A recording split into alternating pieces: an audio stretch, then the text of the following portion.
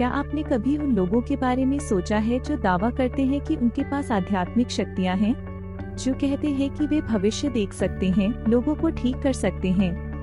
अब सवाल यह है कि अगर आप भविष्य देख सकते हैं, तो जब प्राकृतिक आपदाएं या मानव निर्मित संकट आते हैं, तो आप आगे क्यों नहीं आते? आप अपनी तथाकथित शक्तियों का उपयोग लोगों को बचाने के लिए, त्रासदी रोकने के लिए या कम से कम लोगों को पहले से चेतावनी देने के लिए क्यों नहीं करते? जब आप उनसे इन शक्तियों को दिखाने के लिए कहते हैं, तो वे तरह तरह के बहाने बनाते हैं, जैसे ये मेरी शिक्षा के खिलाफ है या हम प्राकृतिक चक्र में हस्तक्षेप नहीं कर सकते। वे अपनी असमर्थता को जायज ठहराते हुए कहते हैं, अगर मैंने इसे दिखाया तो मेरी शक्तियाँ समाप्त हो जाएंगी, या मेरे गुरु ने मुझे सार्वजनिक रूप से अपनी शक्तियाँ दिखाने से मना किया है। चलिए, ये भी ठीक है, लेकिन फिर सवाल उठता है कि साधना करके ऐसी शक्तियों को अर्जित करने का क्या मतलब, जिन्हें कभी उपयोग में ही नहीं लाया जा सकता?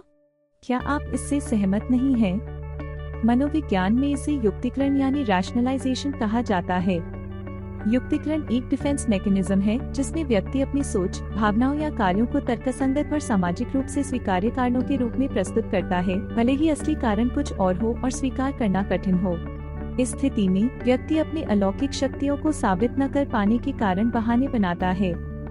युक्तिकरण के दो प्रमुख प्रकार हैं, डिफेंसिव रैशनलाइजेशन, जहां व्यक्ति अपनी बातों को तर्कसंगत बनाकर आत्मसम्मान को बचाता है, और अग्रेसिव रैशनलाइजेशन, जिसमें वह दूसरों को दोष देकर अपने व्यवहार को सही ठहराता है। यद्यपि युक्तिकरण से अल्पकालिक लाभ मिलता है, जैसे कि आत्मसम्मान की रक्षा, लेकिन इसके दीर्घकालिक नकारात्मक प्रभाव भी होते हैं, जैसे कि चमत्कार के नाम पर धर्म का गलत प्रचार।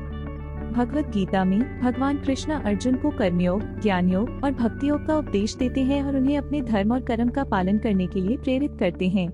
उनका मुख्य उद्देश्य व्यक्ति को उसके कर्तव्यों और आत्मा के वास्तविक ज्ञान की ओर ले जाना था, न कि चमत्कार दिखाना या भविष्य को देखना।